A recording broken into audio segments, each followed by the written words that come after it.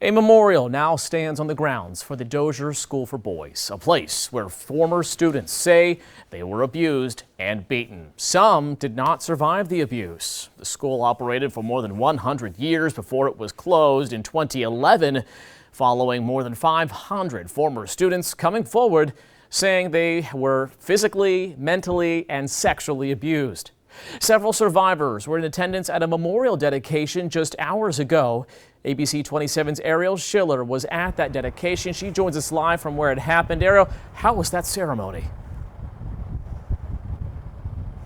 The ceremony was somber but hopeful. Many of the survivors or loved ones of survivors talked about the importance of acknowledging what happened here, but also the importance of healing and moving on. Being here is really hurtful, and I can't really even look at the memorial, the statue, because it brings back so much horrible memories. The Dozier School for Boys is no longer a place of horrors. Instead, a memorial for the victims of physical abuse, or worse.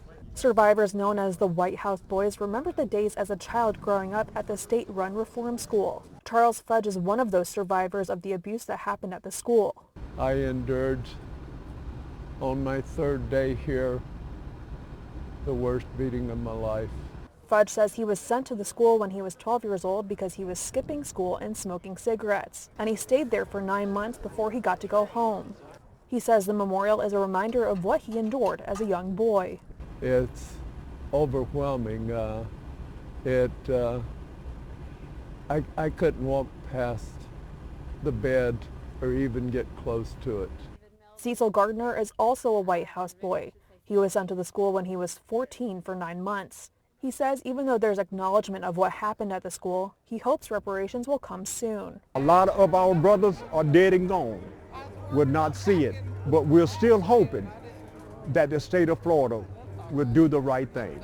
Dr. Erin Kimmerly, a forensic anthropologist and professor at the University of South Florida, did a research project on the grounds documenting the graves. Her team found 55 bodies and were able to identify them and get them back with their families.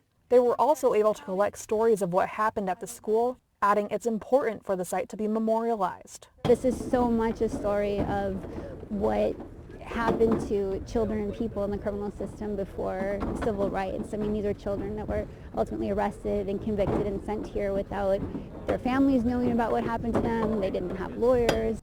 Fudge says what happened at Dozier is not something he can get past, but he has been able to move on. As you get older, you get wiser and realize the reality of life and its purposes.